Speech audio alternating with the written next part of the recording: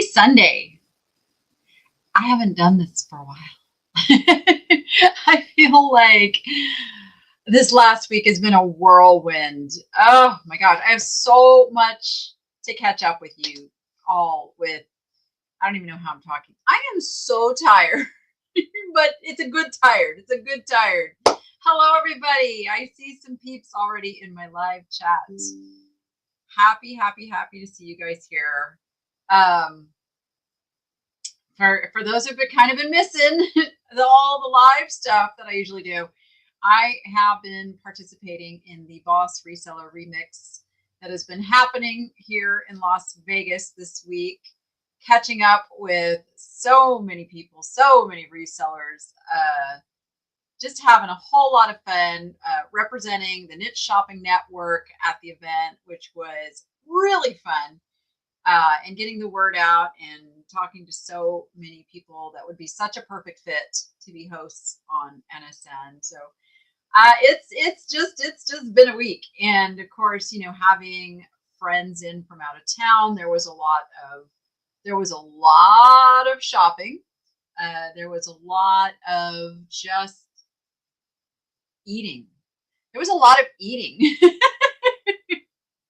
I mean, like lots of eating. And we did campfires and oh my gosh, it was fantastic. Fantastic. So I apologize to everyone that there's been no lives going on this week, either here or on NSN, but we're going to get back up to steam this week and all is going to get skyrocketed. I can announce that NSN now has a website. If you go to nicheshoppingnetwork.com, you're no longer forwarded to the YouTube channel. You are taken to the NSN website, which is still a work in progress, but that is where you can always go to find everything you need that's NSN related.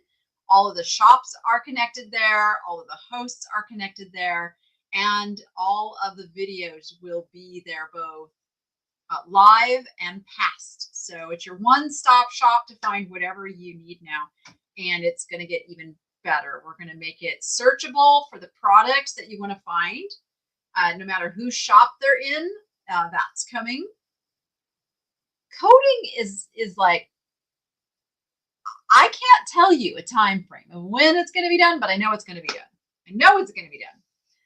For those of you who ordered something from me through the Niche Lady Shop this week, I'm tonight, when we're done here, I start getting caught up on shipping. So I'll get that done. I've been trying to stay up on emails. I've been doing pretty good. Oh no, Julie's in traffic. No.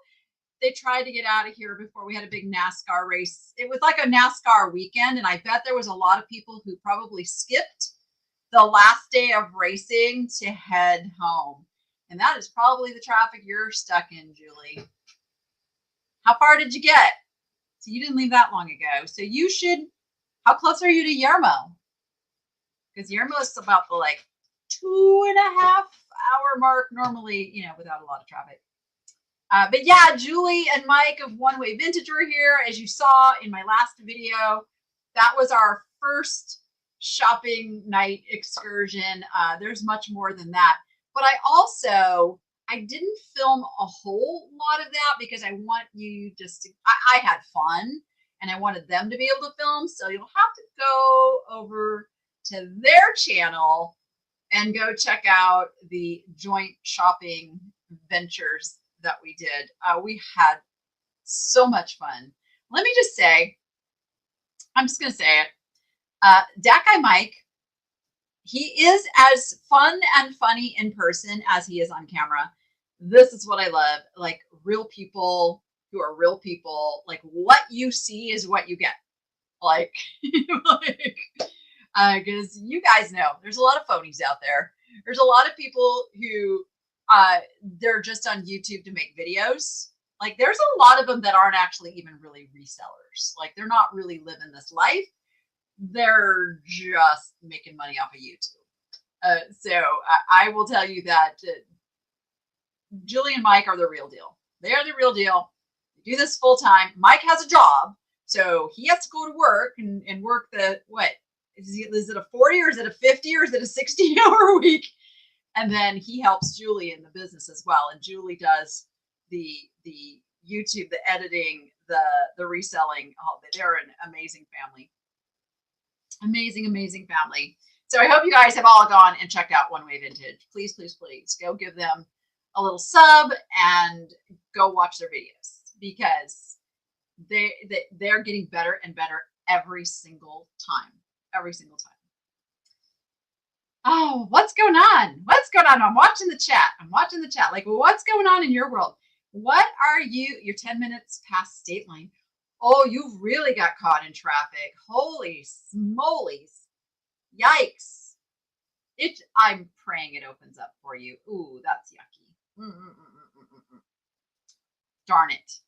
I was hoping that was not going to be the case, but it was so good to like get to hang out with him one last time this morning and have a big breakfast and a good talk. And Mike and Noah had some really like good conversations, and Mike, I'm like, Noah needs somebody other than his mom to debate things with. Noah's a debater. And so I get a little weary debating sometimes. It was like, I could hear across the table, they were having some really good conversations. But I want to hear what's going on in your world.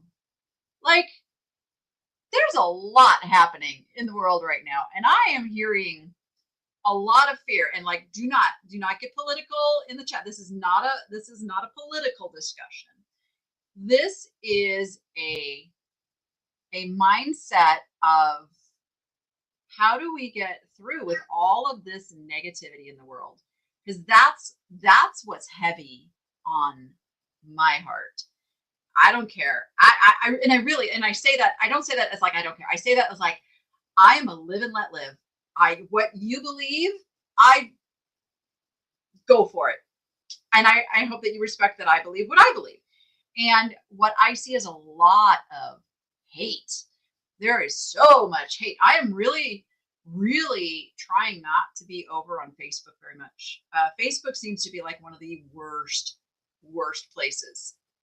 The NSN website goes to the YouTube. No, it doesn't.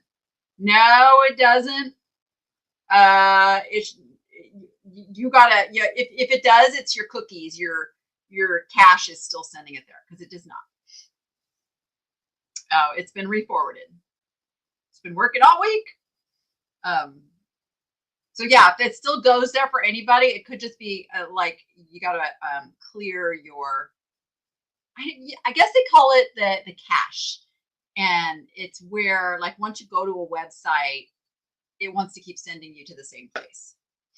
It'll open in 50 minutes. Oh, yay. All right.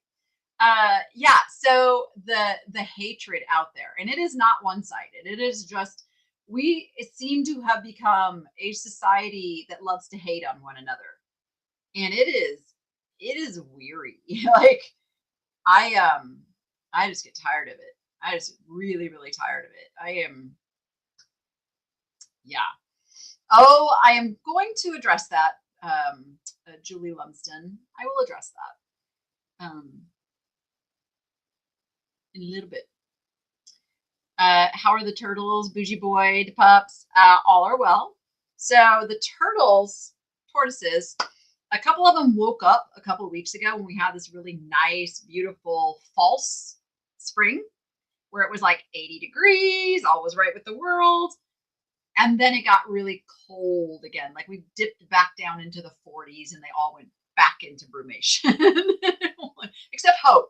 Hope is awake. Hope lives under her little heat lamp all day. And then she buries herself at night. She is the sweetest little thing. But yeah, they'll slowly start waking up. And Eileen's still hanging out in her heated doghouse. Yeah. So Eileen says, Eileen, I was just talking about Eileen. I have an Eileen. I learned I had to be strong for myself and not show how I was hurt by these mean girls. What I ended up doing was imagine the word jerk written across their face. In my mind, I labeled them, and they, oh, there's a ... I want to read the rest of that, Eileen. Yeah. I just ordered a book. Oh gosh. Julie, what was the name of that book? Because I showed it to you. Don't believe everything you think. I am So looking forward to reading this. And I think this is like, I don't know if there's any men in the audience right now, but this is predominantly a woman problem. And I think it's a generational woman problem. I think it's I know most of my audience is 50 plus. And I think the way that we were raised and the way society was that women took care of everything. Like we were there to take care of things, right? And so we still are in this phase of worrying about everybody else over ourselves. And we don't have the skill set of caring for ourselves. Like let's just be honest. Like we're really good at caring about everybody else, but we really suck at taking care of ourselves. And doing YouTube has been pretty eye-opening as to the things that will get experienced out there. I'm going to show you an example in just a moment, because nobody believes me that some of these comments come through because I get rid of them. I do. Do I censor? Yeah, we'll call it censoring. If you leave a nasty, dirty comment on one of my videos, you're gone. You're gone. That's my space. You do not get to invade my space with your ugliness. But I saved one so I can show you guys, because it's kind of funny. And I addressed it in a video. So I'm going to show you that. I'll have to pull that up in a moment. But I'm waiting for the rest of Eileen's thing to come through, and it didn't come through. But so I am, and I have been over the last, I've been doing YouTube for, what did we figure out? Like 14 years, 15 years. And the last four have truly revealed a side of people that I didn't really know existed to that extent. There's some real unhappiness out there. So and I see this, it's not even just me. I know it is every YouTuber out there is getting this type of hatred. It doesn't matter how good or bad you are. There is a community of people who just love to hate. Like they get their little dopamine fix off of hating other people. It happens on Facebook. It's happening. I don't so much see it on Instagram. I have to say, I don't really see it on Instagram. I see it on YouTube and I see it on Facebook. And I see it personally on my channel, but I also talk to other creators who also deal with it. And it's like, oh my gosh, it is, it's crazy, crazy, crazy. And many of you know What the Hales, and they're in the fighting and lawsuits over people who came and stalked them to the point of moving to another state, buying a property across the street from them, and then trying to get their fame and fortune off of tagging on to What the Hales. So I watched this really closely because I have also experienced something very similar several times over the course of the last few years. Because if you are an open, giving person that wants people to succeed, not everybody is going to come into that with the right motive. And if you are so I will just say I am someone who I trust until that trust is broken. I don't ever believe the worst in people until it's like really like in my face. I always want to see the best in people. I always want to believe the best in people. I always want to help people succeed. And if I have been blessed, I want to pass that on. And that is just the way I function. And over the course of the last several years, as I saw success on YouTube, others kind of like came in and said, oh, we can, build our fortune off of that. And then it's very public. My whole life is like public, and then the people see them and then they don't see them. And like, there's very good reasons. Now, I don't wish anyone ill. I wish everyone success. It's just that some people are not going to get that success by being attached to me anymore. And, and I will tell you, I mean, many of you know the Good Stuff Thrift Store. I opened it. I wanted to make something really great, really good for so many. And that turned into a disaster. And it was a very expensive disaster, but out of it came some beautiful things, like my friends Julie and Mike, who are not that type of people. Some of the most humble, kind, loving people you would ever want to meet. So I'm really excited to be only one state away to where we get to actually get together in person and shop. But my life is out there on YouTube, and then when you see me with other people, it's out there. It's out there forever. Like, the videos are still out there. I've had some relationships that were business relationships where the assumption is, look how much these people did for you. And while they did, they were also paid, which they don't make that public, and paid very well. And so I will never name names. See, that's the thing. I will never name. If you know, you know. I'm not going to name names. Whereas other people came out and made a series of videos about how horrible I am, and brought staged, scripted people from my past to make up some really, really horrendous, awful, ugly untruths about me, which it's like, that's fine. If that's how you want to build a channel, more power to you.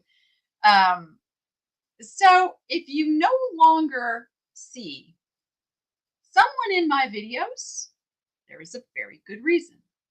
And it's a lot of that is me learning to set boundaries. Again, I don't wish anyone harm. I'm not going to give details of what anybody did or didn't do. But I will just say, it's sometimes you have to be very smart with your life, and you have to protect yourself. Just gonna say it. Now, that being said, I do want to say, because you don't see Tiffany in my videos, it's just that we are friends without needing to be on video together. In fact, we were texting right before I went live. So Tiffany is not one of those people. I just want to make that super clear. I love Tiffany of Thrifting Vegas. So it's not her.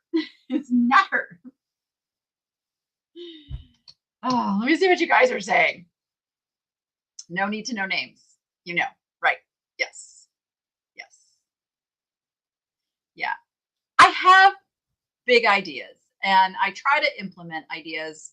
And a lot of time I bite off more than I can chew. And I take full responsibility for that. And then I put people in place who also tell me that they want to jump in, and they want to help, and they want to do. And that I have learned my lesson on that. And so the thing is, I am in no way a victim. I take full responsibility for the decisions I've made and for the things that have happened.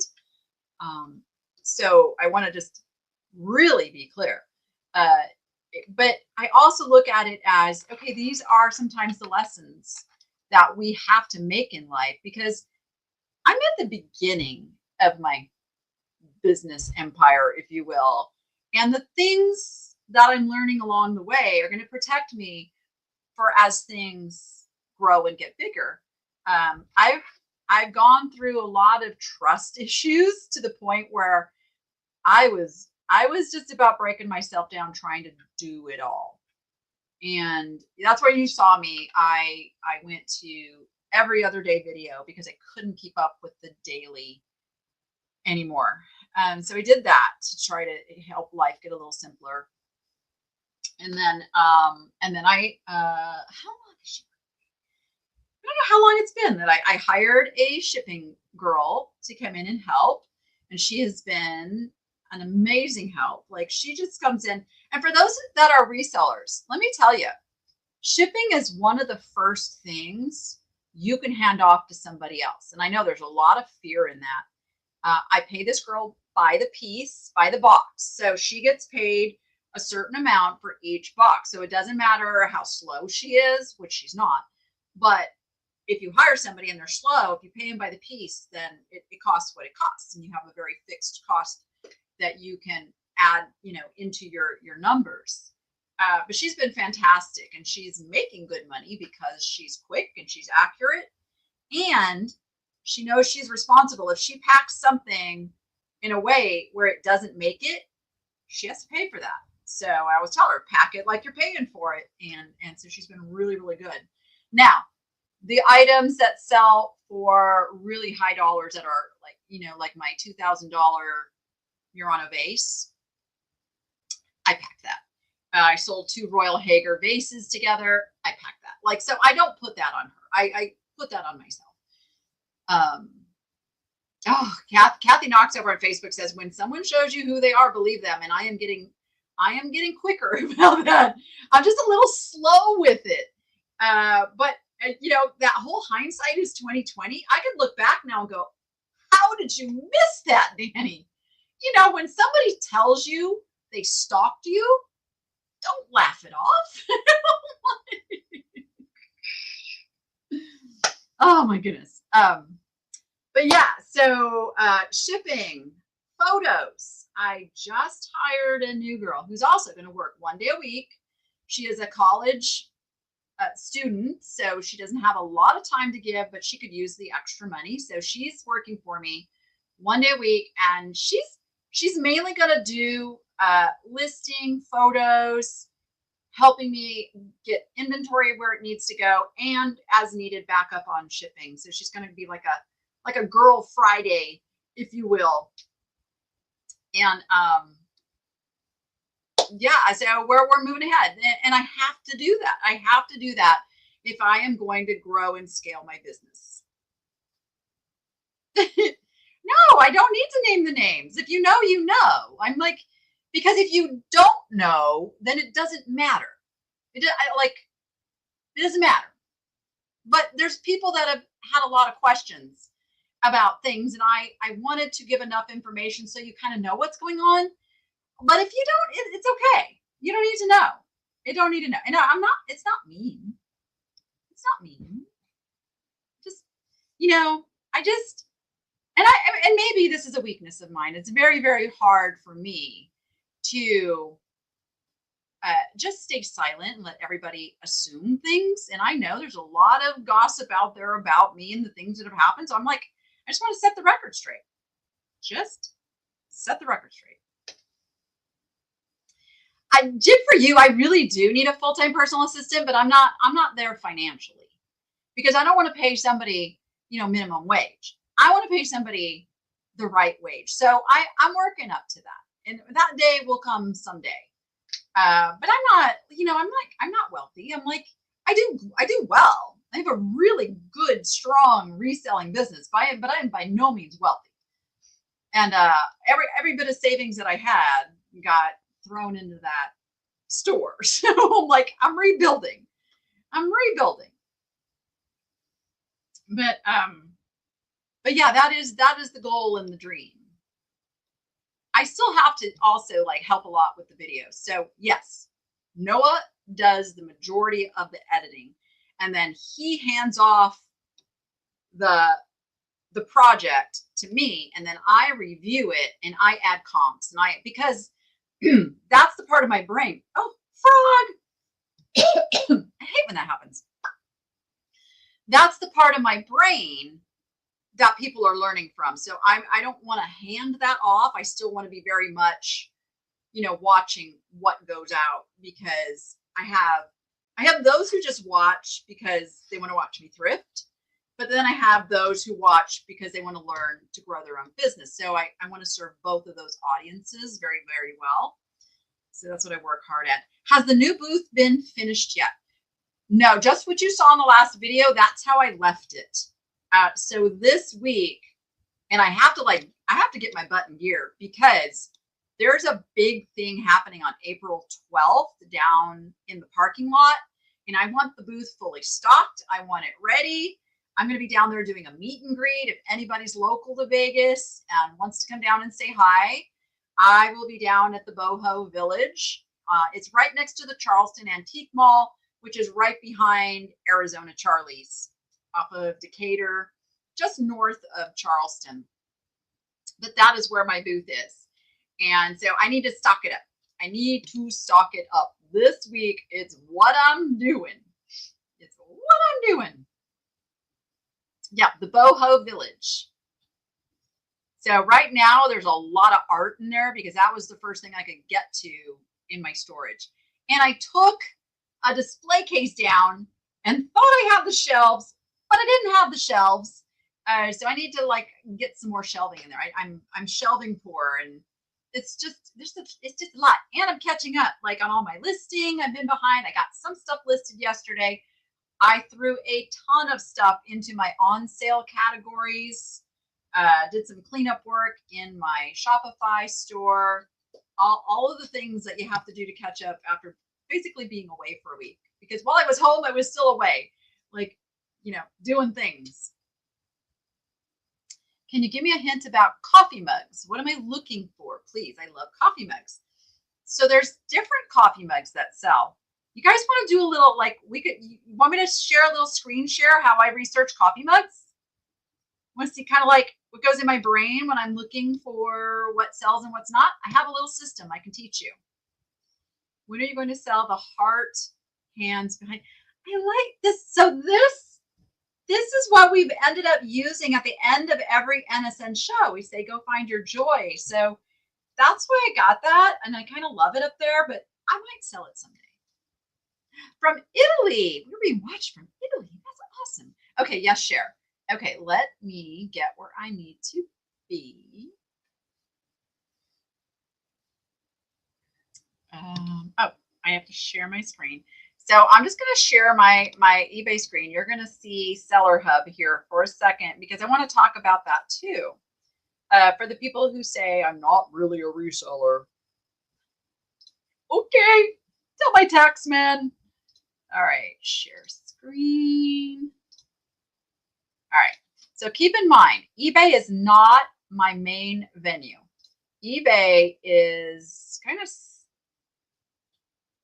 okay, it's second. I guess it's second on the list to Shopify. I sell most of my things through Shopify.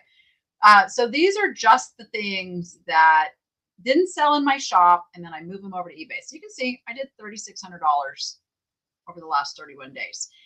I do this, stand by here. I do this because of List Perfectly. If I didn't have List Perfectly, there is no way I could make this happen. So basically, I list everything in my Shopify store, and then the things that I want to cross post, if they don't sell in my shop in like a few months, those I use List Perfectly and send them out to eBay and Poshmark. I'm trying to get Etsy back up and running, but Etsy's being a little bit of a booger. But yeah, so I am making thousands of dollars simply by cross-posting things I already had listed. So keep that in mind. If anybody is like thinking like, how can I grow my business? You need a cross-listing software. I highly recommend List Perfectly. The people behind it are absolutely amazing. And if you do decide to use it, I have a code that will get you 30% off. You can use the code. You can either use the Niche Lady or you can use Niche. Either one works for 30% off your first month. So like, try it. Okay. I just had to get that out there because it's one of the tools that really makes it so I can do this. Okay. So we want to see what kind of coffee mugs are working. You get to see the stuff I've been looking at. All right. So just put in coffee mug. You're going to get thousands of results. Okay. Look at that. We've got like almost 2 million results. We don't care what's listed. We want to know what's sold. So here we go. Sold. Now we're down to 150,000. So, you can sort different ways. So we'll just keep it on this ended recently here for just a moment. And then I'll show you what I use. So our name is Mud. those are usually really good pickups. They're very good quality, and they're usually very good giftable mugs, because a lot of people are buying a mug to give as a gift. Airborne. So is that military related? I don't know. Campbell's soups. So kind of look at the price range you want to be at. A Valentine gnome. When did this sell? This sold in March. So it sold after Valentine's Day. People are still buying Valentine gnome mugs. Okay, so you can kind of go through. Oh my gosh, this is so sad. This is what this makes me so sad, because we all know they are not going to get this mug. Who wants to look at this listing? I want to look at this listing and see what their do we dare look at the seller and see what their feedback is on these? I suspect it's not going to be good. I'm going to wait and see. You guys want me to open up this listing and look at the seller's feedback? Because if you know, you know. I have always wanted to try reselling, but I was too afraid of making a mistake, afraid of failing. Danny gave me the courage to finally give it a try. Oh, I'm so glad you did. I'm going to address that. In you guys, don't let me forget. I want to go back and address that. Open it. Okay, let's do it. Can you still see it? No, it didn't open for you. Stand by. Hold on. I don't know why it does this. It wants to just show. It only wants, window. Yes, we want to see the window. There we go. Okay, now no matter where it goes, you're going to be able to see it. Okay. This listing was ended by the seller because the item is no longer available. Huh. Okay. Oh, it's see, this is what I'm gonna speculate here. This seller is just opening new accounts. Okay, slow. Okay, but they don't have, that's very interesting. Like, I don't know. Maybe they don't know. Maybe they're drop shipping these and they don't understand that what they're selling is not, this is not going to go well for them. It's not going to go well for them because this is not what people are going to get. This is what is known as an AI image. An AI image. You guys know what AI is, artificial intelligence. It's become like the newest, like, moving train through the internet. And a lot of these ads that you're seeing on Facebook, on Instagram, I'm assuming they're on Instagram too. But they're not real. They're not real camera taking photos. This is AI created. So what you're going to get is not this actual product. And it is crazy how good they can get with these images. Look, like she's holding one. That is AI. That is not a real person, which is a little terrifying, actually. Oh yeah, not to mention, you're probably going to get a little lead poisoning with that as well. That's right, because these are made where children and people who are getting, pennies for wages are making these products. So us consumers can have something super cheap. I'm not about it. All right, let's go back to our coffee mugs before I say something that'll get me in trouble. All right, what I really want to do is I want to sort by highest first, because we don't want to just know what coffee mugs sell. We want to know what sells for the highest. Oh, you have the spoon and it tested positive for lead. Yes. Oh my gosh. Oh, yeah. Are you allowed to use AI images on eBay listings? I would hope not.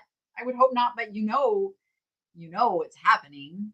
You have to be cautious. This is where if you're like a real person who connects with people in your social media and your marketing and all of that, you're going to have a better chance of really connecting on a deeper level with the customer than the AI, what I call them, the AI sellers. Oh, L. Rothweiler. I was good.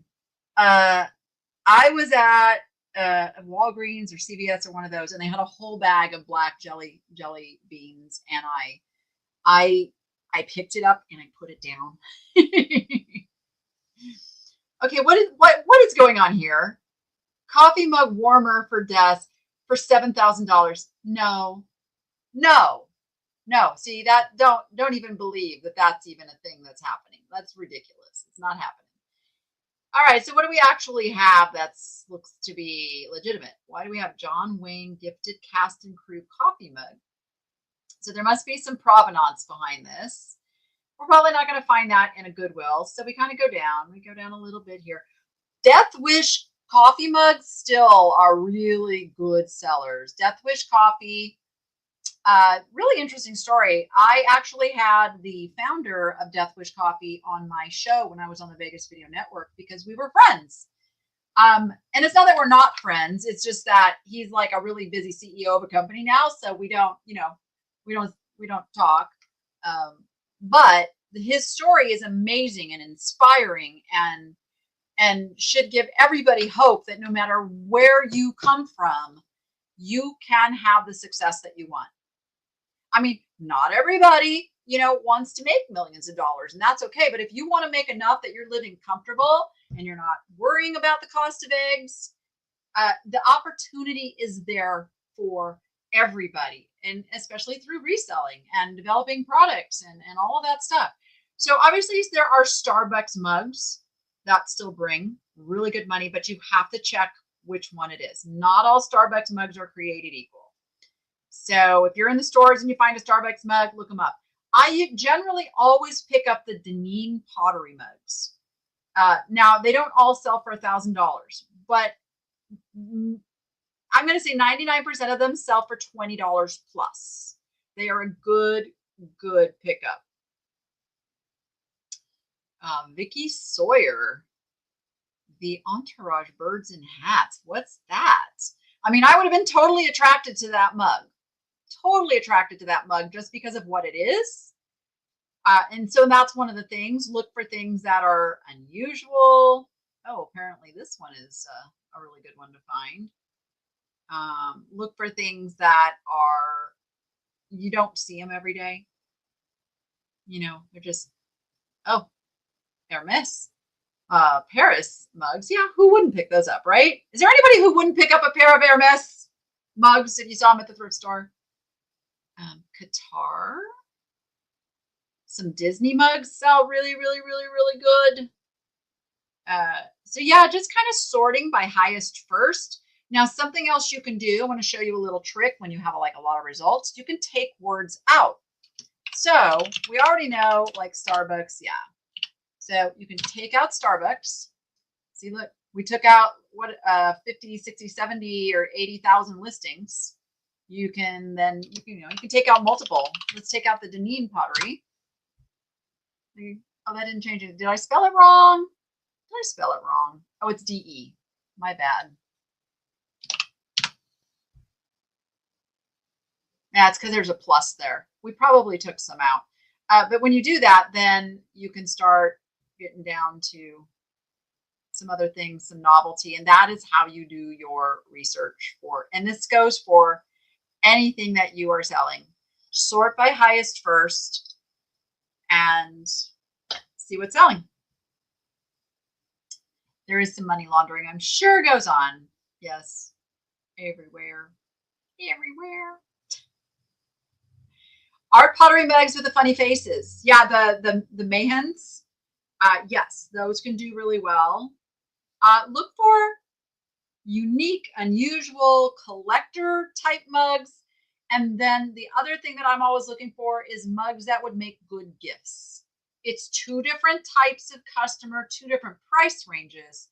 The ones that people give as gifts, people will spend $15 to $25 for a gift item for someone all day long. That is a really great bread and butter price range of product. I mean, too often, you're seeing people tell you just look for the things that bring, massive selling points, $50 plus, $100 plus. Do you want those things? Yeah, of course. We're all looking for those. But to keep a consistency in your inventory and in your listing, the things that sell for $15 to $25, those are your bread and butter. You'll hear me say it in my videos all the time.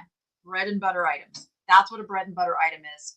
I would say 80% of my sales are bread and butter items, and I have a very healthy multiple six-figure reselling business. So you want a Seattle Starbucks mug, but they're so overpriced. Oh, Patty, I'm going to be on the lookout for you. I'm going to be on the lookout for you, my friend. Yes, to take a word out, you put a minus in front of it. You just minus in the word, and then it'll take those results away. Indeed, indeed. Yes, yes, yes. Let's see. Did I miss any other questions? Let me just go back through here and see. Oh gosh, I just saw the black jelly bean comment again. Oh, you're killing me, girl. I really want some black jelly beans now. Nope, not gonna do it. I'm trying to cut the sugar. Sugar bad. Sugar feeds cancer. It does. I get to like that. I'm like putting that in my brain. Sugar feeds cancer. Sugar feeds cancer. I don't want cancer. And so every time I like look at something like sugary, I'm like, no, can't do it. And it's an addiction. It is an addiction. There's so many things that we, and I say we collectively, myself included, are addicted to that don't really get, you don't really get the stigma around it being an addiction. But if it's something that's really hard to resist, could be an addiction. The same. Yeah, if you can't go a few days without it, might be an addiction. It can be so many things. And our brains are so geared, like thrifting. I can go without thrifting. It's my job, like and then there's some days I wake up and I'm like, I'm not in the mood. Don't want to do it. Don't want to do it. Sometimes I have to do it. Yeah, but in the food realm, yeah, our food system here in the US really, really sucks. I'm trying, like, this week we have to go get our raised garden beds and get those going too. Like I promised the kids, we are growing our own veggies. We're gonna do it. Yeah, that's why they only come out once a year. I know. I'm gonna get some. I'm going to get some, but they are pure sugar. I gave Bougie some blueberries this morning, and he picked it up and he threw it back down. Like, what am I supposed to do with that? I'm like, oh, dude, I have been bad and not introduced you to some of the finer things in a bird's life. What is going on? Yeah. So let's go back to that statement about fear. And again, this seems to be more of a woman thing than a man thing. Men they just go for it and they do things, right? Women go for it and do things, and they kind of get this stigma of like, oh man, if you mess up, like, we're going to judge you. Like, women are not allowed to do it wrong or fail or any of that stuff. I mean, or so it seems in our brain. But I will tell you, and I have talked to a lot of people, because this is one of the things you do if you want to grow, no matter what that area of your life is that you want to grow in. You find somebody who's already there, and you talk to them, and you find out, like, what is their mindset? How do they structure their life? How do they do their routines, and how do they, think about things? Every single very successful business person I have ever talked to, you have to be willing to fail. You have to be willing to make mistakes. You don't learn anything if you're not making mistakes. You don't learn a ding darn thing. So I tend to take a lot of risks, calculated risks. Don't get me wrong. I'm not saying go out and be like, oh, they're calculated risks. And as it comes to like thrifting, I buy a lot of things just on instinct. I get a lot of comments saying, why don't you look it up? And I'm like, I've done this long enough that I kind of know what that thing is going to sell for. And I'm usually right. Sometimes I'm wrong. Sometimes when I'm editing and I look something up for the comp and I go, oh, I should have bought that. I was way off on that. And it happens. But if it's something I really want or I want to learn about, I grab it. Just grab it and learn. Because the worst case scenario is you've got a few dollars into it and you're either going to have something that's going to make you money or it's going to teach you a lesson. And then you're going to learn. And then the next time you see that item, you're either going to know to pick it up or you're going to know to leave it behind. So it's an education, like over and over and over again. It's an education. Indeed, indeed. Yes. What? Wait, still have lots to go. But I'm like, Goody the turtle, slow and steady wins the race. Slow and steady does win the race. This is true.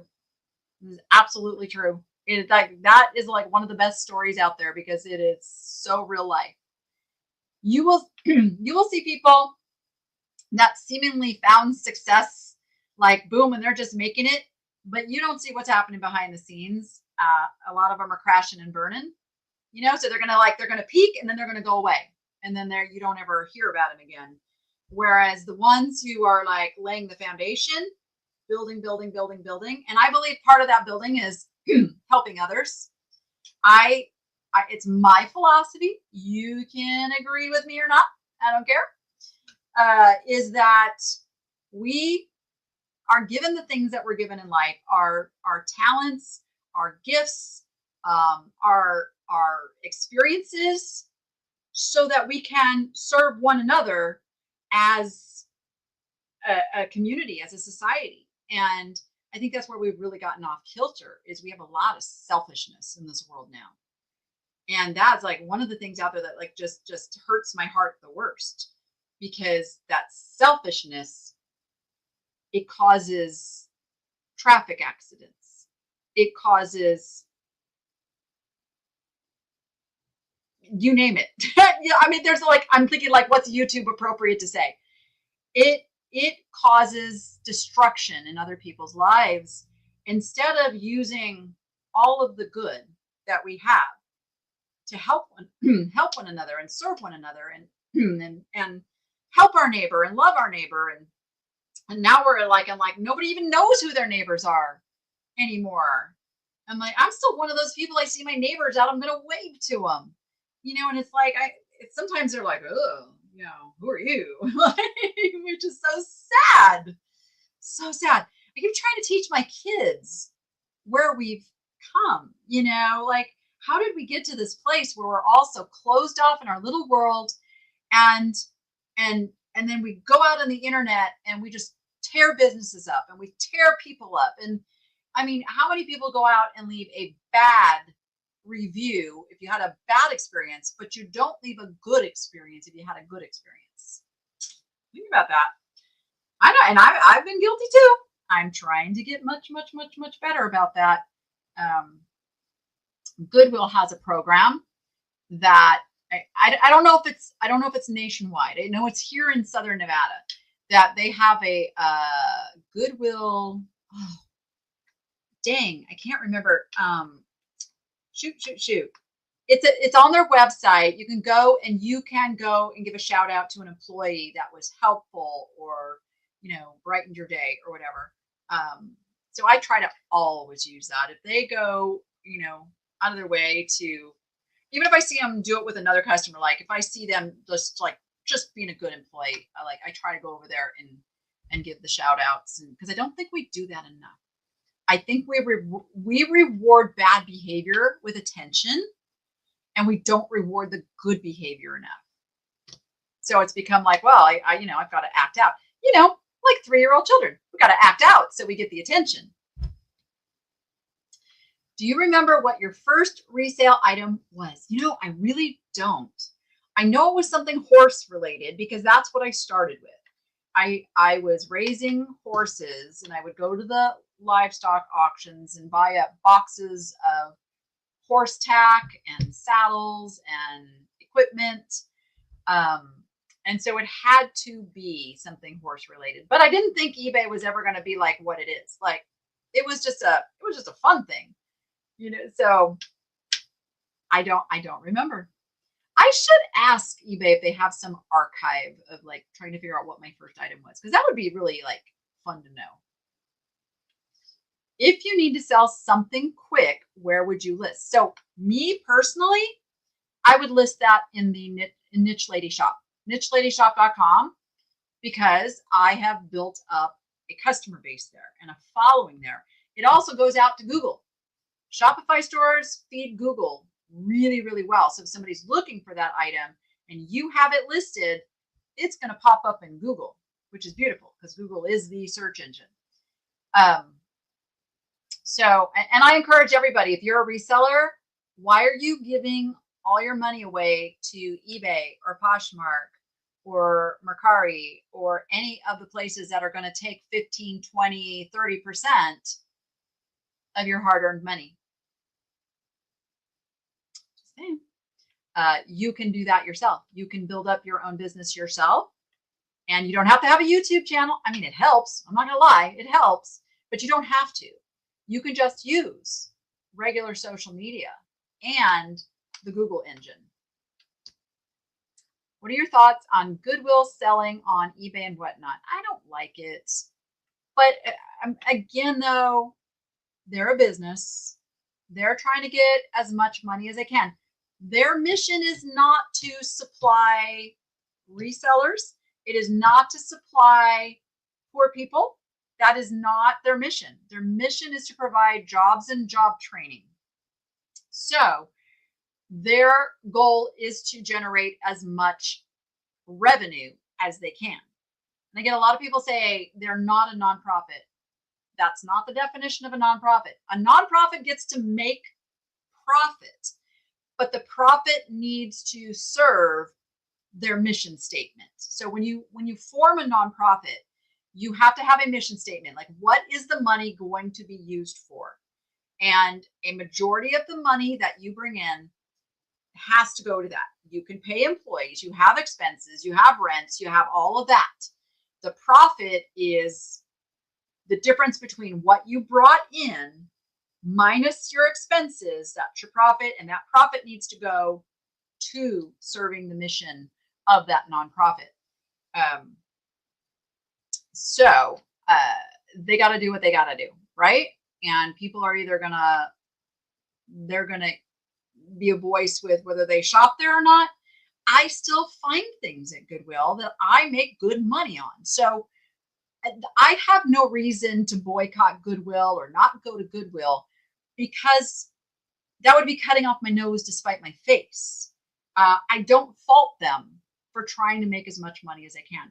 You will hear me say things in the video where I think stuff like their pricing gets a little wackadoodle because they're not actually selling things for those prices. That's the piece that I get frustrated with. If it was selling, then I would shut my mouth. But I'm in these stores all the time on a regular basis, and I see the things that either get destroyed on the shelf and end up getting thrown away, or they sell on dollar day for $1 because it was priced too high, where I would have been willing to pay $6, but they priced it at $15. So nobody bought it, even at half price, that kind of thing. That's where I kind of get, but they have a very complex job too in pricing. It's not an easy thing. Yeah, I don't know if all of the Goodwill, I would go to the whatever their main Goodwill website is for your region and see if they have that program. Because the way Goodwill works, there is a national name, if you will. It's a national corporation, but every region runs independently. Every region has a separate board of directors, a separate CEO, a separate president. They're not all one thing. Now they get direction from the national corporate, but at the end of the day, they make their own decisions on how they do things. Yeah. Let's see. Where should I sell the Tiffany & Company Paul Revere sterling bowl that I thrifted? So what sites do you currently sell on? So I will say, if you currently are selling things on eBay, it's probably going to be your best place. If you're currently selling things on Poshmark, that's going to be your best place. Because if you've been selling things someplace, you've already built up hopefully some consistency in listing there. Whereas if you just are not really active on eBay, but you get this one thing, it's like you may or may not get found if you're not listing consistently there. So it's really going to depend on where are you listing.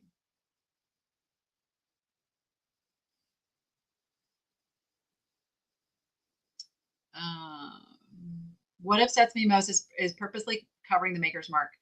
I don't know why they do that. And for those, okay, so I'm going to address the whole sitting with corporate thing. Whew. So I have had lunch with the marketing person at Goodwill, and we have been back and forth in emails about doing some further meetings and getting questions answered, but it hasn't happened yet because it is corporate. And they were planning this big 50th anniversary gala event, of which I got to go to, which was really cool. But all of the people that would be the people that I would deal with were working on that. And then I had the Boss Reseller remix that I had to deal with. So we've been like ships passing in the night, but it is still going to happen, where I'm going to get those answers for you. And I'm going to get to talk to a lot of the managers in the individual stores, which I think is going to be more helpful than talking to corporate level. We'll get to the hands-on people that are responsible for how that stuff happens. So I still have all your questions. It's still coming. It's still coming. It is crazy making, though. Thank you, Carol. Your husband and you just started reselling. Lots of hard work. Yes, it is hard work. But if you're going to work hard, do something you love. That's why my tagline is go be profitable and make it fun. If I didn't enjoy what I was doing, life would be miserable because it is a lot of work. It is a lot of work. And not all pieces of it are going to be fun. I don't enjoy shipping, which is why that was the first thing I hired out. I don't enjoy scraping price tags off of things. It's not fun. It's not fun at all, but I help with it. But at the end of the day, the flexibility and the potential to make as much or as little as you want to make is golden. It's golden. And anybody can do it. Like I have a lot of people say, yeah, I'm too old to learn to do that. Is my mom in the chat? I got started because I taught my mom. I taught my mom online. She lived in another state. Back then it was Skype is what the online, go-to was. And I taught my mom how to sell on eBay via Skype, and it changed her life. And now she's retired. She doesn't sell anymore. She just makes turtles. She just makes all these cute look at our little Easter turtles we have coming in stock soon. They'll be up tomorrow. I'll get those up tomorrow.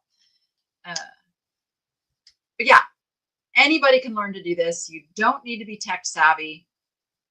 There will be pieces that may make you pull your hair out a little bit, but you can learn them. You can do it. It's all what you feed your brain. Never say, I can't do that. Do not feed that to your brain, because your brain believes whatever you tell it. And that's a true, like you ask scientists, your brain does not know the difference between reality and fiction. It just believes what you tell it to believe. So don't let it believe that you can't do something. Everything is possible. Everything is possible. Yeah, Patty said, I hated part of my job last year. It wrecked my mental health. I miss a part of that, but the rest can stay the heck away. Yes, absolutely. That's awesome, Jojo, the thrifty teacher. And not every method that everybody uses will work for you. I can only teach what I've learned works for me.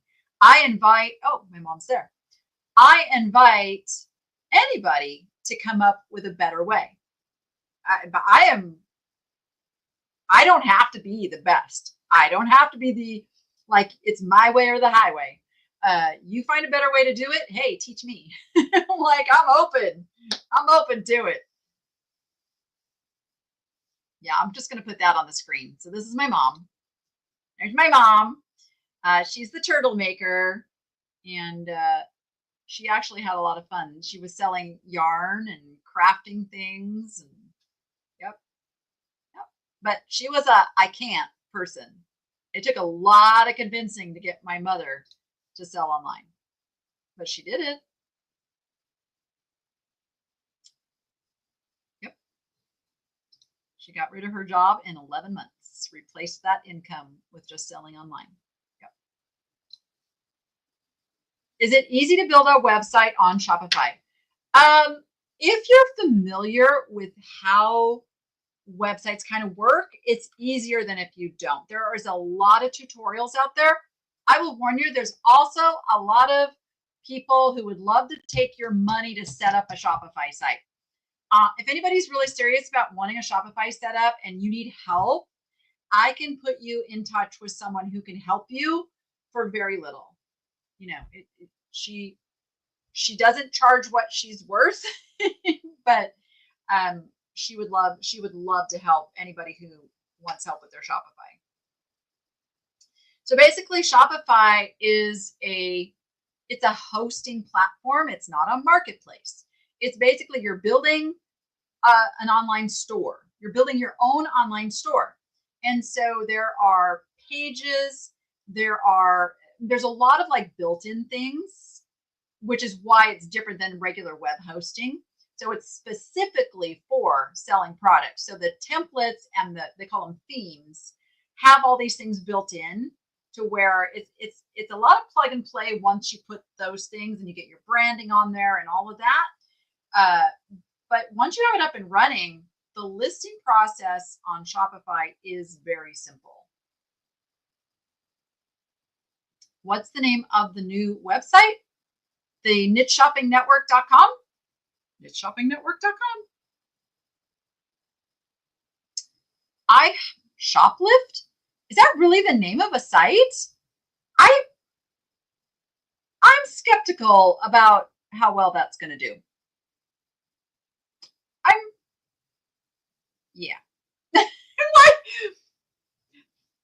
Am I the only one who finds it funny somebody would name a marketplace shoplift? Oh my.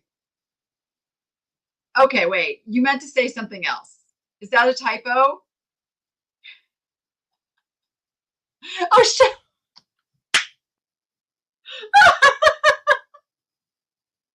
Oh, Patty, I love you so much. That's hilarious. Can you imagine a website for shopping furniture called Shoplift? That's awesome. I love it. Okay, let me read your question again.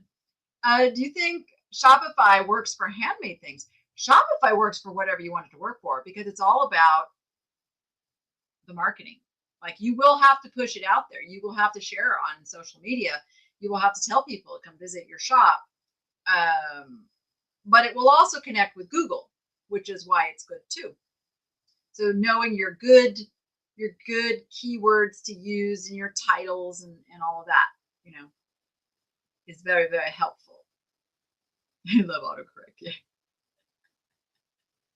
I know. I don't know. Like I send texts and then I hit send. I'm like, oh shoot. And then I have to correct no, not live, love. We all do it. We all do it. And it's okay because we all know we do it, right? It's one of those things. There's no embarrassment in that. It's like we all do it. And that's why we laugh because it makes us feel human. We're all human. I have a bird growing out of my head. I just noticed. I hope he's not going to be naughty. I don't know why it's sending you to my YouTube channel. It has to do with clearing your history. Clear your Google history is the problem.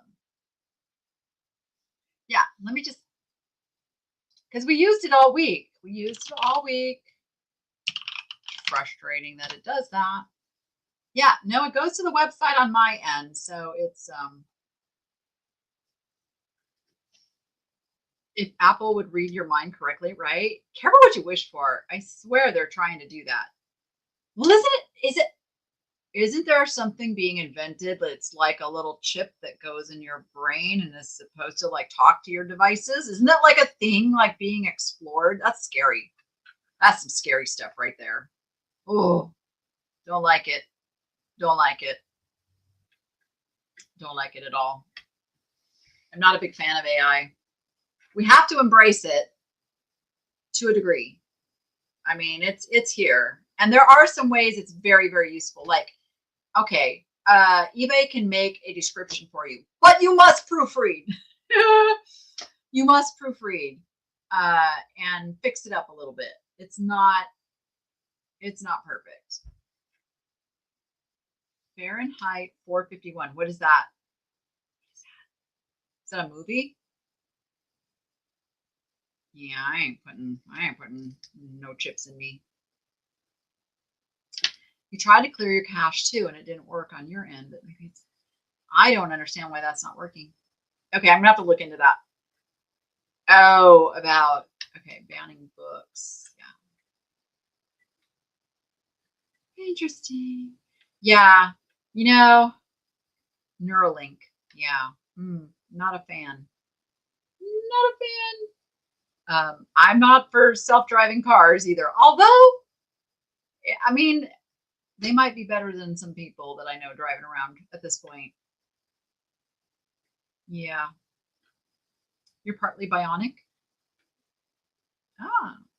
See, that's okay. That's okay. Like, the technology that makes it so you can walk pain-free.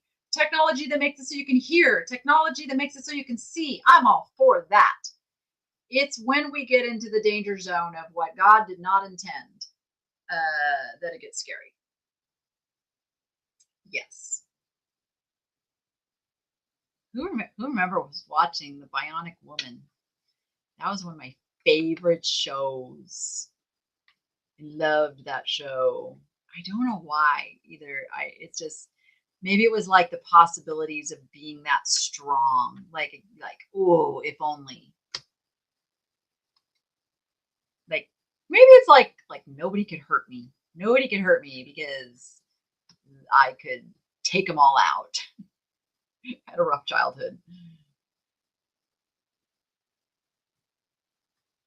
There's a few people in your community you wish had an automatic car they can't see or have no feeling in their feet to brake. Yeah, that's not okay. We do not do driver's license tests often enough in this state. Yes. You like the Bionic?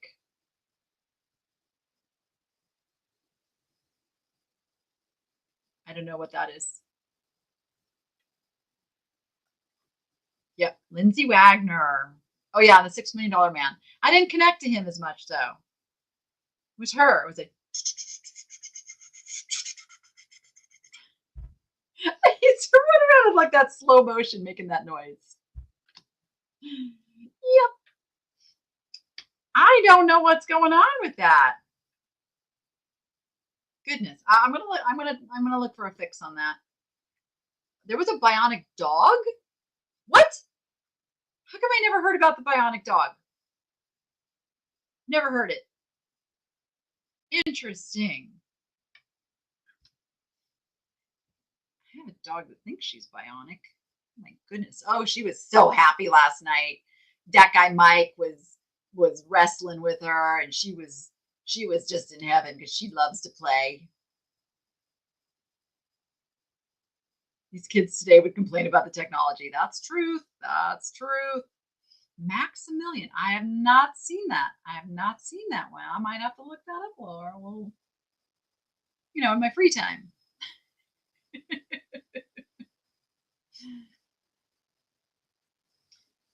Oh my goodness. I don't remember the bionic dog. I don't remember the bionic dog. Was it on at the same time as Bionic Man, Bionic Woman? Crazy that you would think that I would have wanted to know about the bionic dog.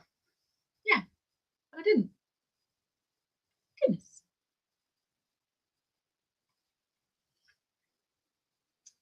Have you ever thought about doing a critique on someone's resale items to give them some pointers or something they can do better? I used to do that a lot in the past, and we do that over in the Reseller Revolution Network. So if you are a reseller and you want some like one-on-one coaching, it's $15 a month, and we do Zoom calls. So there's no lag. It's real time. You talk to me voice to voice, face to face. And we do like, what is it Wednesdays? You can bring items. You're not sure how to list them or how much to list them for. And then I do like the Ask Me Anythings. And if you want your store looked at, I will look at your store and all of that. Absolutely. You have an antique booth, but would like to start selling online. But I've heard you talking about have another house for your items. Do I need to have that kind of inventory? No, I have that because I do this, and I downsized. I went from a 6,000 square foot house, which was crazy. And I lived that life for a year and then thought, this is ridiculous. What am I doing? So I downsized into a 2,000 square foot house where I didn't want inventory. I wanted a, just a place for me to be able to say business, home. And even though I have like an office there and I do some work there, it's really like this is when I come to work. I even tell the kids, I'm going to work. And that's why I have a separate place that I rent. Because it's not even like really about the inventory type thing. It's just separating work and business for me, because I have a tendency to conglomerate the two way too much. And I don't want to do that for my kids. I wanted to have a separation, but this is the first time in my 25 years of reselling, I've had a separate house. So that's just what works good for me. But a lot of people use like a guest room or part of the garage or the whole garage, or just make a space. I know people who have worked out of very small apartments and managed to find ways to make it work. The goal is to sell quickly. Like, don't hang on to a lot of inventory. I have a lot of inventory right now because of closing a 20,000 square foot store, and all the stuff had to go somewhere. And I'm working through that. And once all that's gone, I'm going to have an actual like living space, working space. I'll probably set up like computers out there so that I can hire more listers.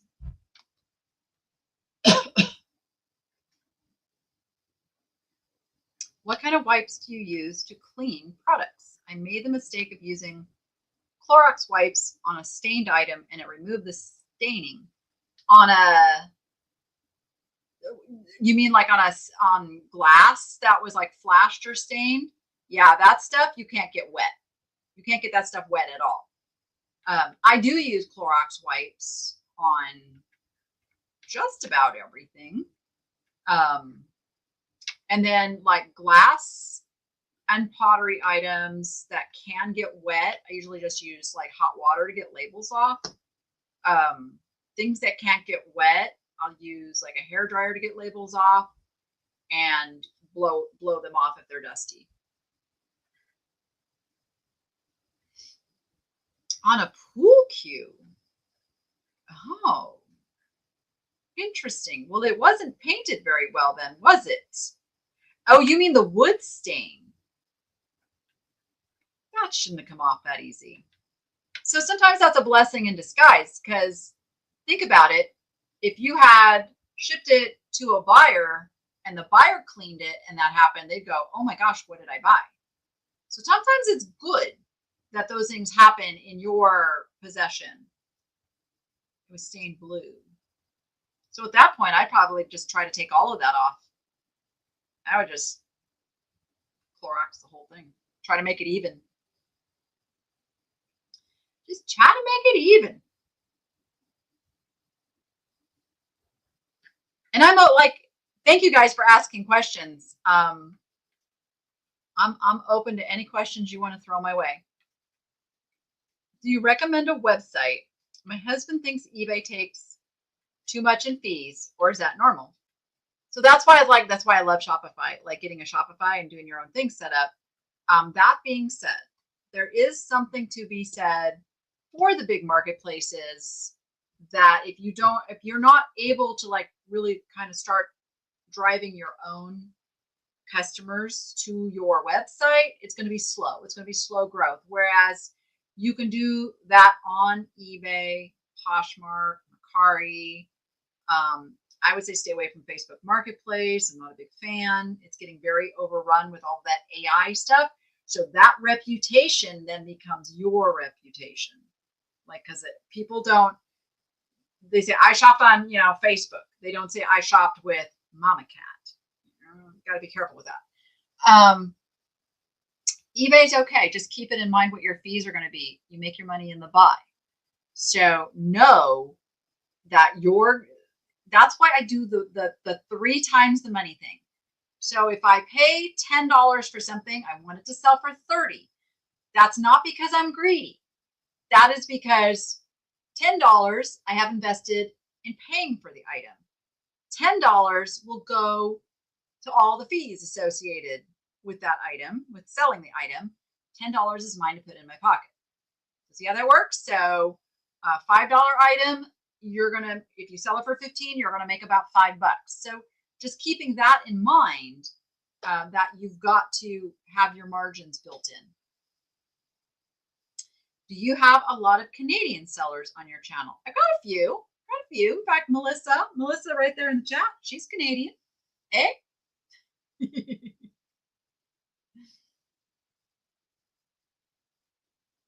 Oh, the Eagle Cam. Oh, I know. Oh, it's breaking my heart right now. Who else watches Jackie and Shadow? Oh, I like that. I like the question mark emoji. Yeah, but those eagles are. Oh, I know. I said I wanted to show you guys something. Stand by. I have to pull this up. I have to make this person famous. I'm gonna make somebody famous today. Stand by. Let's go. Oh, sorry. I just had to laugh. Someone just released a video at, at the same time I'm doing a live. That's not my accident. Community. Okay, where is this?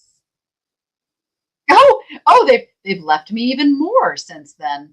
Stand by. And one of them has a bad word. I can't show you that one. I am going to hide this person from my channel as soon as I show you the fun that I go through.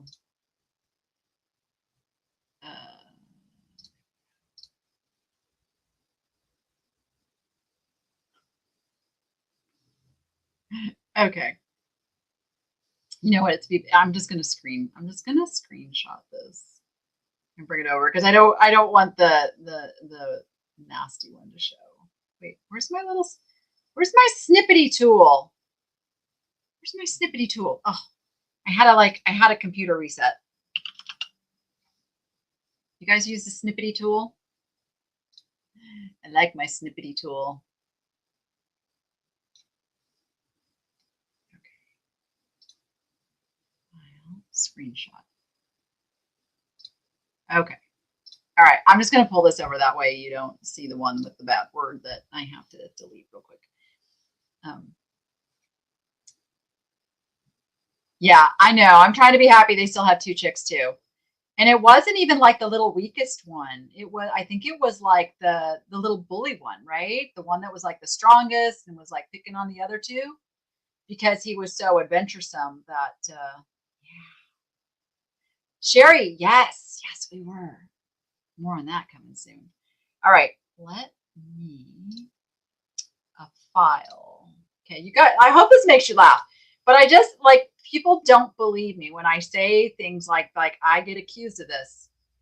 And I just laugh. I laugh and then I pray for these people because there's obviously something really wrong going on in their head. But check this out. This is just today. This is just today. And so you normally don't see these because I go in there and I can remove and hide these people so that they can never make these comments again. But I thought today we'll make Jack's Pillow famous with their fun little things. And they've left another one since then as well. It's calling me a bad word. And then this, I just look at this and go, this is a very sad person. This is somebody who is miserable looking in the mirror. Like, to leave this up. But I did want to address this. Resellers are low life, greedy scumbags. Are we? Are we really? I see resellers as people who are struggling many times to make ends meet, who are disabled, can't work a full-time job, who are seniors, can't work a full-time job many times, or the job is killing them because it's so hard.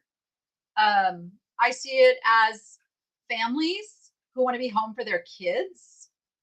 I see it as people who just don't want to go trade hours for dollars and would rather have their own business. So I don't know what in that makes resellers lowlifes. I would love somebody to explain to me what makes resellers lowlifes. But this is an attitude that I see over and over and over again. Trolls, yes. Although I think it's an insult to trolls to call these people trolls. To be honest, if I were to, I do have an occasional White Claw. I'm not saying I don't drink, but I can have max 2, and I have to spread it out. Any more than that, and I will put myself in the hospital. So I don't do that.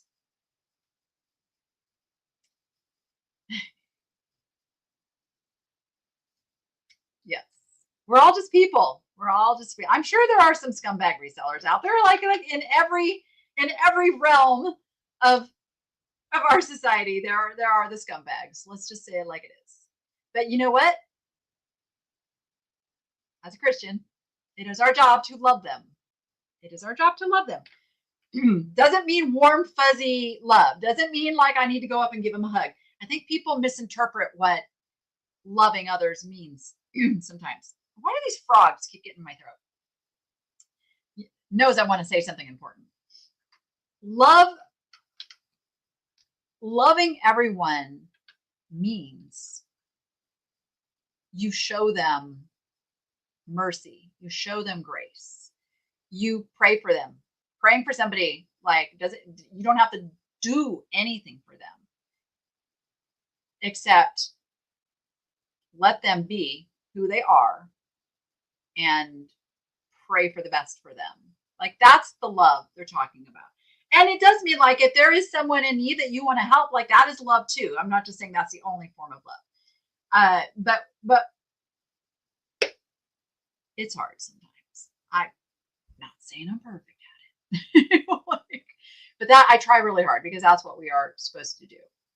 We are just supposed to allow people to be where they are, give them opportunity to do better, be better. But if they don't, it's not our job to beat them up. And we can also walk away.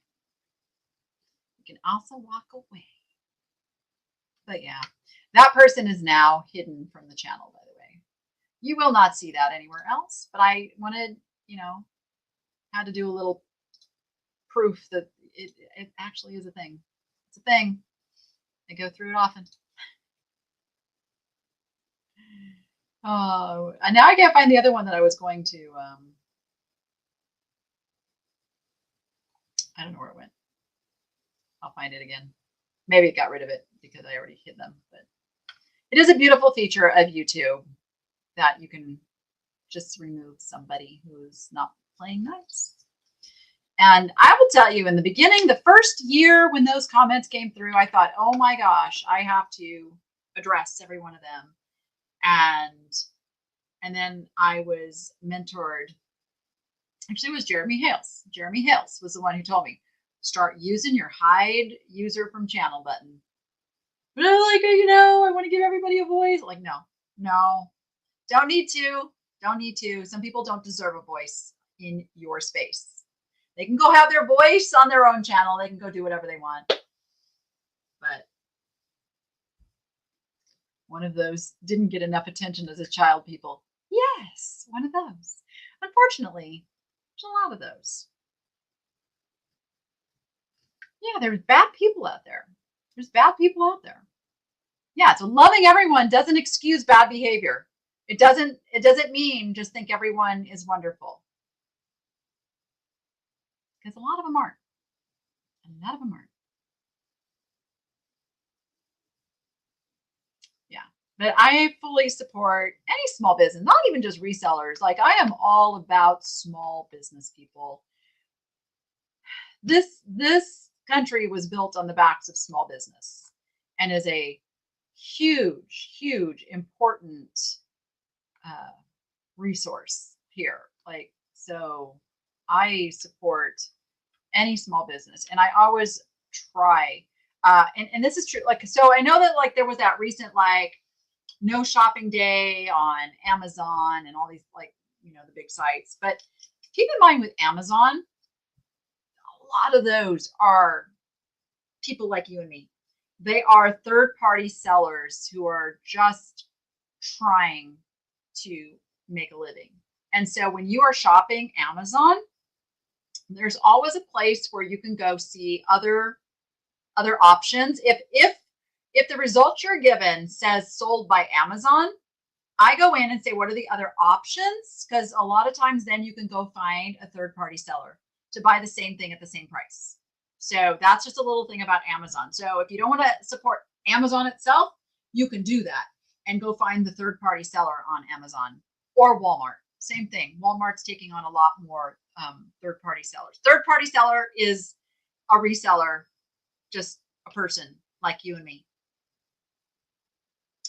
When I had my eBay and Etsy shops, I remembered one lady who was really nasty and told me I was trying to get rich off poor people. She could get the yarn at Walmart. I couldn't compete with Walmart. She could get the yarn at Walmart. So she has the choice to go to Walmart and get the yarn. Like, oh my goodness. Nobody forces anybody to buy anything. Nope. So many people think you just buy things and sell it. You mean without all the other work involved? Yes, so much more. So a typical thrifting trip entails, yes, drive to the thrift store. And I'm not even going to talk about the YouTube aspect of it right now, because that's a whole nother piece. So you go to the thrift store, you shop, you find the things you want to buy. So that's a good, I don't know, 1 to 2 hours average for a good thrifting trip. And you get those items home. And then they all have to be cleaned, because there's those awful stickers that have to come off of everything. So you have to clean all the stickers off. And then you need to take the pictures. And then the pictures need to be put onto your computer. And then you have to make the listing and attach the pictures. And research. Oh, let's not forget research, because you have to research, how much do I ask for the item? And then you list the item, and then it sits. And you have a sell-through rate. Not everything is going to sell right away. So a lot of things you have to store. So they're going to be sitting in wherever you keep inventory. So now you have inventory management to do. And then when things do sell, you have to go find them in your inventory. You have to ship them. I mean, it's, and rinse and repeat. Like, that is reselling. But it's rewarding. It's fun. You get to make your own hours. You get to work for yourself. In the early days of Amazon, when it was just books, all the best deals were used third-party seller books. Still are. I would argue, because they're still there. I sold back in those days. I was one of the first ones selling on Amazon when it was a third-party seller. I didn't mind it back then. It's kind of fun. Oh, yay, Ronald. So happy to have you there. Excellent. And navigating the site. So on school, oh, here, you know what? Let me pull it up. Let me pull it up and share. So you guys all know what I'm talking about. So, where's my little presentation screen here? Okay. Okay, so here's, oh, wait, it's not showing the right one. Remove that one. We don't need to see Jack again. What is this doing? Okay, stand by. Add to stage. There we go. Let me go here. So this is the Reseller Revolution Network. This is the front about page. And so up here you have little tabs. See that? So you can go to the community and we have chats going. So we have all kinds of threads going here, much like social media. So we have things there. Then you've got the classroom where I make videos and trainings. I put, like, if you can't make it to one of the Zooms, we put the recordings here. We have a calendar of events of what's coming up that you can see within. That'll have the link. Like if I want to go to, this is the What Is It Wednesday this week. Actually, I think we're changing the time to morning. But there's the link to enter the Zoom for that call. You can see all the members here. They have leaderboards. So you can see if you participate, you get to do a little competitive thing with the leaderboard and so on and so forth. But that's how it works. And I'm going to be putting a lot more training videos in there as well. So welcome aboard. Look forward to getting to know you better. Oh, did we get another update from Julie? Just got to Yermo, Eddie World. Anybody need anything? Oh, they have some really good stuff there. Yes. Oh my gosh, that took you so long to get to Yermo. Oh, I'm so sorry. Gosh, they left here at like what? 1:30? So 3 hours? Took you 3 hours to get there. Oh, I hope the rest of the trip is very, very speedy. Yeah. Melissa's over there too. Yeah, Melissa is amazing at helping people navigate and find things, and never be afraid to ask. I think this goes back to our discussion from earlier. Not only the fear of failing, but the discomfort of asking, because we don't want anybody to think like we're stupid. We have this whole like stigma around asking for help when it's needed, asking a question because you think people think you should just know the answer. So I invite everyone to ask for what you need. Ask. I mean, a lot of us grew up in a silent mode. Like we weren't allowed to speak. We weren't allowed to ask for what we needed.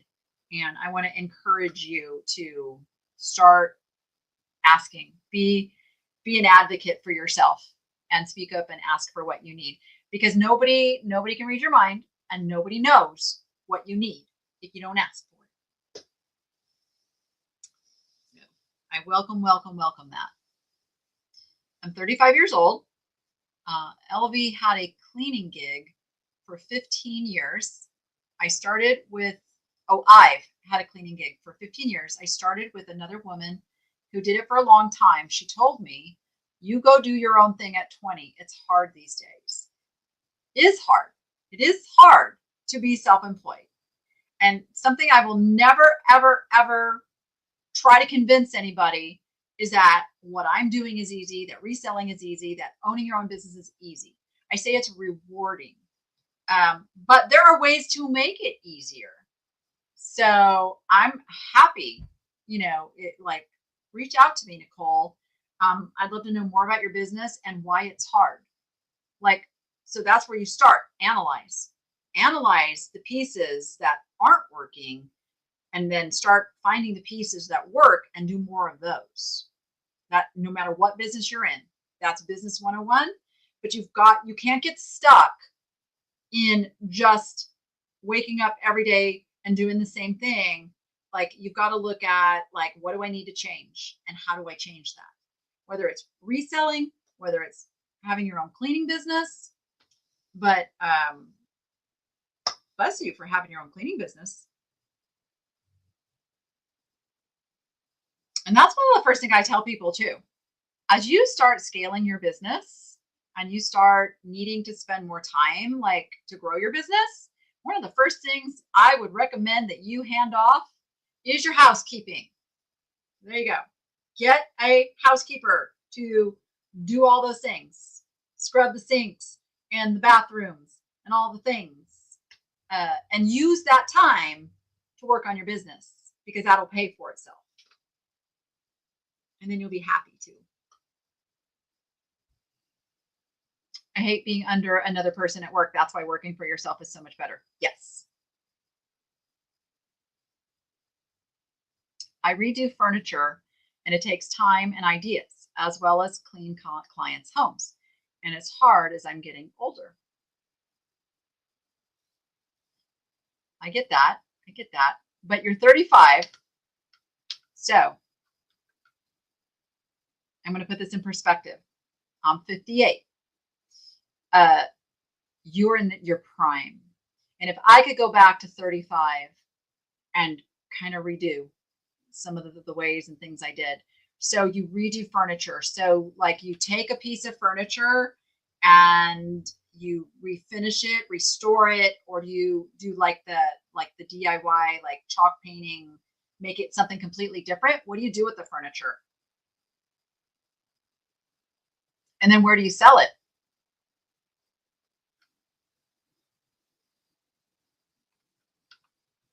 I would love to know more because that sounds really cool. And do you redo the furniture because you love it?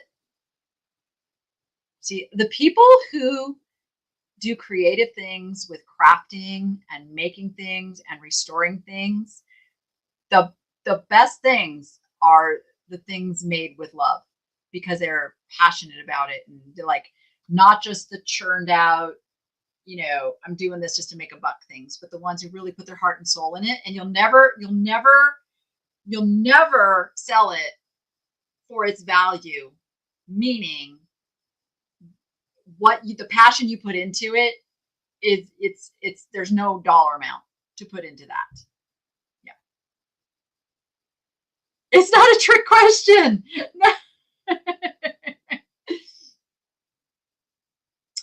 Oh yeah, word of mouth is huge. I have a saying.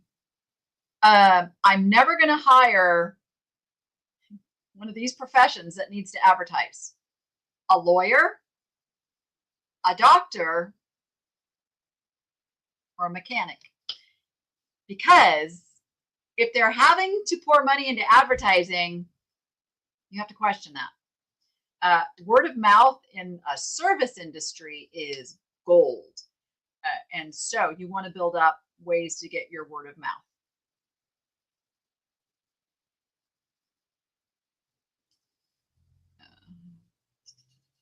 I'm trying to read through the chat here really quick. She loves wood grain. Do you feel there is a time we should start trying to get rid of our stuff due to getting older? I read online it is recommended around age 50, and it kind of bums me out. The fact that it bums you out, then don't do it. Who are these people making these like decisions for us? I am not a conforming kind of person. I don't follow the trends of minimalism. If you've seen any of my home stuff, I love things. I love to surround myself with things that bring me joy. I don't think you need to get rid of things. Why? Because you know why? That didn't really make sense how I said that. Because worst case scenario, you pass with all of these things that you had surrounded yourself in your life and that you loved. Now you're going to make an estate sale company really happy and resellers really happy and people who collect that stuff really happy. And it's all going to get repurposed, move on. So keep yourself happy. If it brings you joy, who is to tell you to get rid of your stuff? I'm sorry, my children will have to deal with my stuff when I go. And they're fully aware of that. But you know what? They're also going to make a lot of money off of it. So there is that.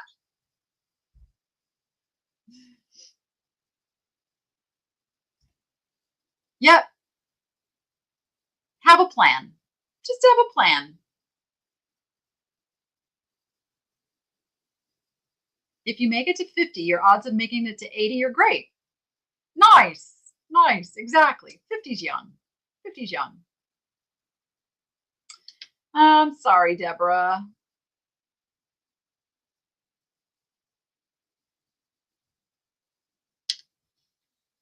Wait, I'm looking back here to see about the furniture. The furniture stuff. I was like, I still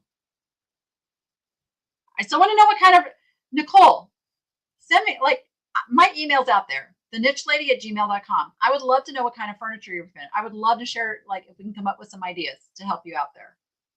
I want to see your furniture.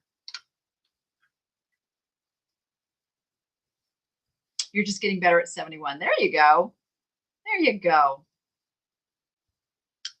I don't have any children, and I have all my mother's stuff, good stuff, and some of my grandmother's. So I suppose the time to is now out for me. I'm 65. Only if you want to. Only if you want to. Only if you want to or you need to. If you need to because you need the money or the space, so be it. If you don't want to, don't do it. Don't do it. There's plenty of ways to get rid of stuff. But again, it goes that, like, okay, well, I don't want my kids to be mad at me. I don't want them to not like me. I don't want them to, remember me because I had too much stuff. Like that's fear.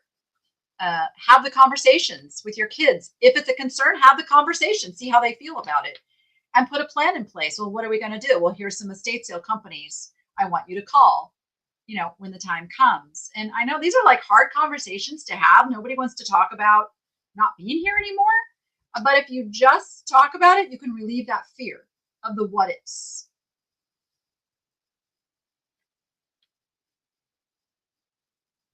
You didn't start collecting Pyrex until you were in your 50s. There you go. Yeah, we can't take it with us, but we can enjoy it while it's here. I mean, who's to say? Who makes these rules? Who makes the shoulds? Like, it's all, social media has made this really bad too, because everybody's writing an article about you should do this and you should do that and you shouldn't do this and you shouldn't do that. It's your life. Who are they? They're not in your shoes. They're not walking your steps. Like, you got to do what makes your life fulfilling. I found a chair at an estate sale, a piece of furniture some of my whole family had. I went gaga over that piece of furniture and it will not go anywhere. Awesome. Awesome, awesome. My stuff is being reduced, but I'm keeping the things I enjoy. Yes. Yeah, I get rid of things all the time. Like, okay, like, the marine condo kind of method thing.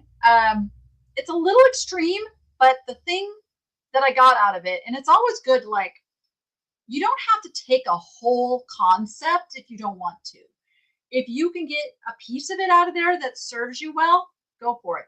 So what I got from her is that whole tuning into what truly brings you joy and getting rid of the things that don't bring you joy. And I'm like, wow, that I can pick something up now, like with a whole different perspective and go, and this isn't it. Like this, I don't know, this thing's just cool, but it doesn't really bring me joy. But just to have something tangible in my hands, I'm like, I could pick it up and go, yeah, I get, like, I'm tuned into how I feel right here when I'm looking at this thing. But if it's like, meh, I can sell that, then get rid of it. But if it's at, like, you pick it up in that warm little fuzzy feeling, like you know what I'm talking about? Like, you feel it. You feel it when you really love something.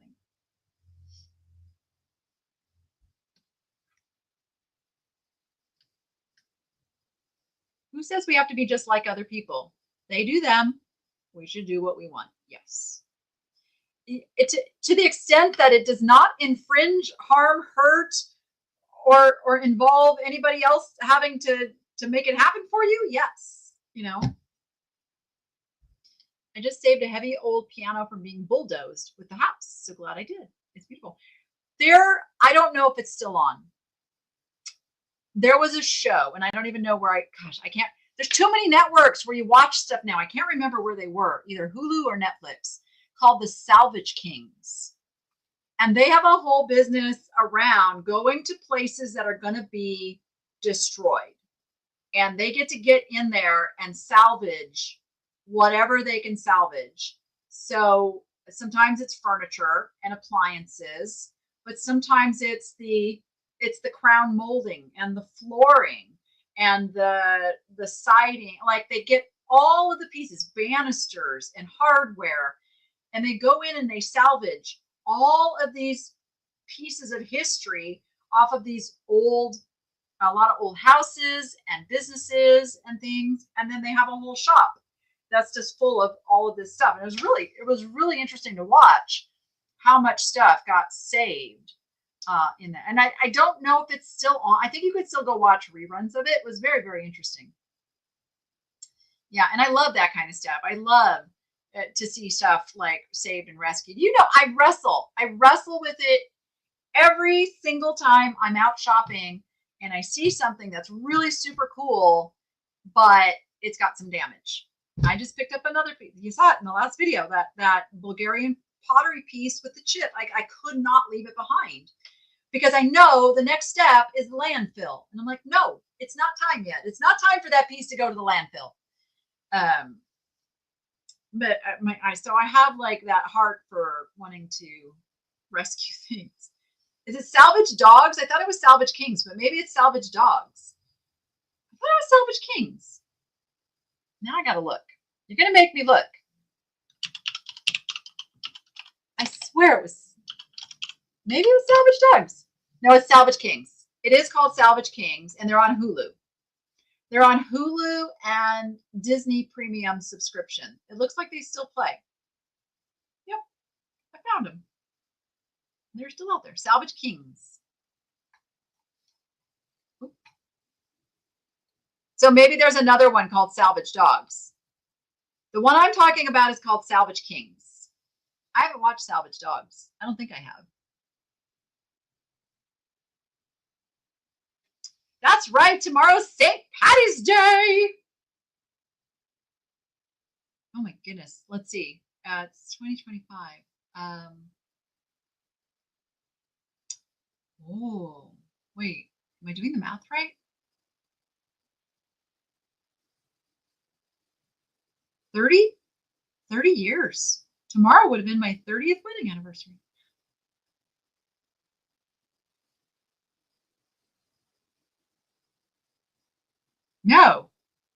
No longer than that. It was my first marriage. So that would have been my 50th wedding anniversary. That's crazy.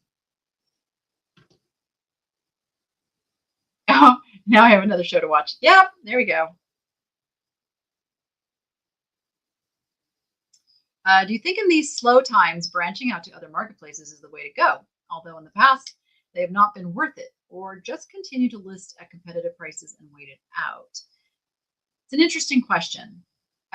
So I think the slow times talk it's just in our ear. It's something I have learned in 25 years of selling online.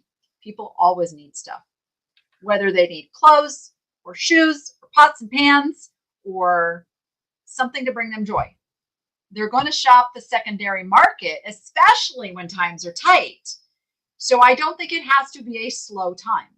I don't think it has to be that. So don't put your mindset in it's slow out there. Work your business as if everybody's got money to spend. Don't let that be the message that reflects how you're selling. I am a big fan of cross-posting because every marketplace has a different set of customers. The person who's loyal to eBay is going to be loyal to eBay. The person who's loyal to Etsy is going to be loyal to Etsy. It's a different customer base. And if your product fits on the different websites, by all means, cross-post. And I'm telling you, List Perfectly makes it so it's really not even like a huge extra step. You've already done the work once, push a couple buttons, it's now on the other platforms. And then when it sells, it takes it off of the other platforms. It's just a beautiful thing. So there's no reason not to sell on the other platforms, but I really want you to just work your business. Don't work your business in fear that it's going to be slow. There's going to be ebbs and flows all year long. We have times that are better. Anybody who sells, what am I trying? Like, let me think of something very specific. Okay. Anybody who sells turkey cooking utensils and things, it's going to be slow right now. Come October, their business is going to go up no matter what the economy is doing. They're going to sell turkey making stuff. You see what I'm saying? So you have to know like the ebb and flow of your business and plan for it so that you don't go through super tight months. That you go, okay, like things are really, really good for me in November, but I'm going to like pop some of that money aside for when it's really slow in April. You see what I'm saying there? So just know your business.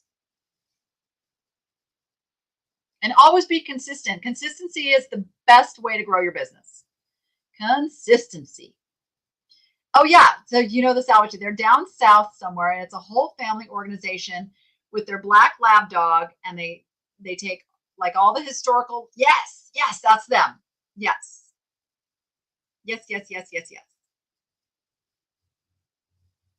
And there probably is a bunch. There's one in Las Vegas as well that does restoration. It was on when Pawn Stars was big too. I might have to look that one up because I want to know where they're selling it. I love shopping in those type of stores. I remember going to one in San Diego. It was close to where Jordan used to live on Indy Street. And the whole place is architectural salvage. And it's like the most incredible. Like if you're one of these people, like this is how I am, where you pick up this pen and you know the history of like if this came out of a Victorian house and, you know, this might have written love letters in the 1800s, you know, and like to me, that just like, ooh, I love that. I love thinking like, what was it like back in that time to hold that piece? Like, so a doorknob, you know, like who touched this doorknob, you know, ooh, it just gives me chills. I love it. Love it. Oh, Rick's Restorations. Yeah. Wasn't quite the same. Rick's Restorations was, yeah, he did some cool stuff with stuff, but Salvage Kings, like they show you the process, which is cool. Patty says you can all share a steak tomorrow. No Guinness though. We don't like that. Yeah, Whatnot is fun. Whatnot is fun. I'm having fun with it again. I had to leave it for a little while. Some behind the scenes stuff where I was really mad at them, and it's nothing. It's kind of silly. Just you know some promises made and the way you know they kind of romanced me to come over, and so I was selling things at prices that I don't need to sell things for over there. And they didn't do their part like they said they were going to do. But anyway, so I just like, you know what? I'm putting this aside for a while. I've come back to it with a different mindset about it now where I'm there to have fun. I'm there to clearance stuff. Like that's all I'm bringing over there. It's like, if I'm ready to just let it go, I don't care if it sells for $2 or $200. It's all fun. And everything that I bring there, I just know it's got the potential to sell for $2 and I'm okay with that. So now that I changed my mindset about it, I'm having fun on Whatnot again and doing the Whatnot thing. But Whatnot is not a place where you're going to sell things for big money. It's just not unless you're like, what the hell's who brings in, 1,000 people into a show that want to fight over the stuff. Like it's not, the normal average reseller is not doing that on Whatnot. Can you make a living on Whatnot? Yes, you can. Is it going to be a lot of hard work and selling a lot of stuff? Yes, it will. Usually when I do my jewelry sales, I sell between 100 and 120 pieces to make a decent enough amount for me to say, okay, I had a good sale. You're just a buyer. Yeah, I like buying there too. I was on there with a live flea market lady this morning. It's kind of fun. I kind of get lost in that. All right. Any last questions before we sign off? Yeah, if you want to see a crazy Whatnot show, go over to What the Hales tonight. Because their Sunday night shows are like, I can't buy. I did buy something last week. I paid way too much for it, but I wanted it. You know, I want, and that's what happens at an auction. Like, I want it. I don't want to go shop for it someplace else. I just want it now. And I did that. So you have to be careful. Yes. I'm also, I had another little wrench put in my schedule for getting down to Arizona because I'm trying to coordinate with spending some time with the List Perfectly people because they are friends too. But as you know, I am going to be heading down there to take them a check and do a little tour of the facility for you guys. But there are some more turtles getting put into my little fundraiser over at the Niche Lady Shop. You can look for the Eclectory fundraiser. This is one of the ones that's going to be going in there. He's so cute, little police officer turtle. So I have to coordinate it around my friend coming back from a trip, and I don't quite know what the dates of that are, but it looks like it's going to be late April. Late April. I will be down there.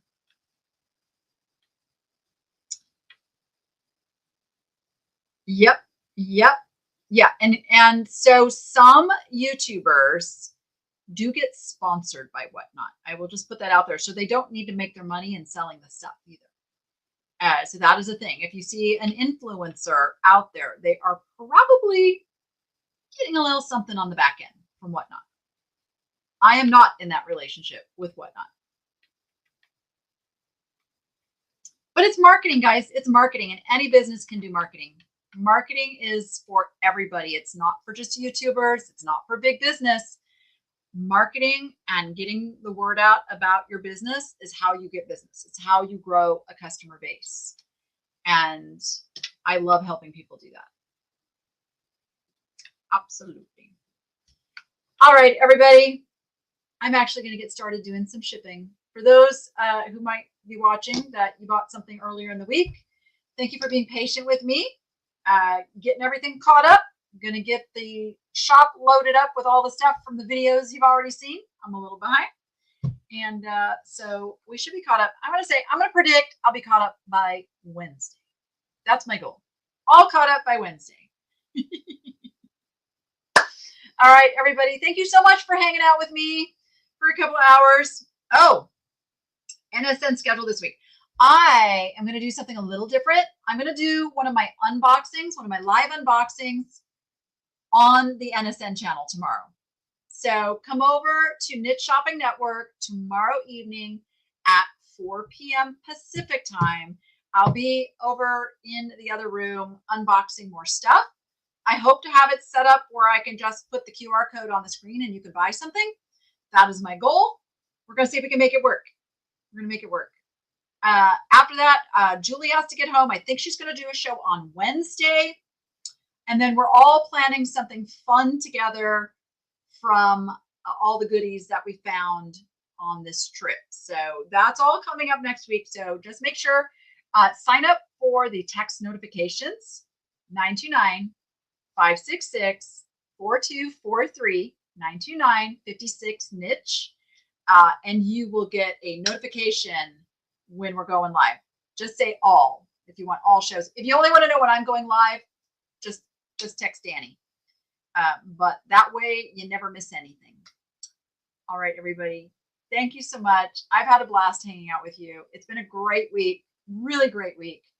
But it's time to get back to work. So with that, you go be profitable and make it fun. We'll see you on the next one.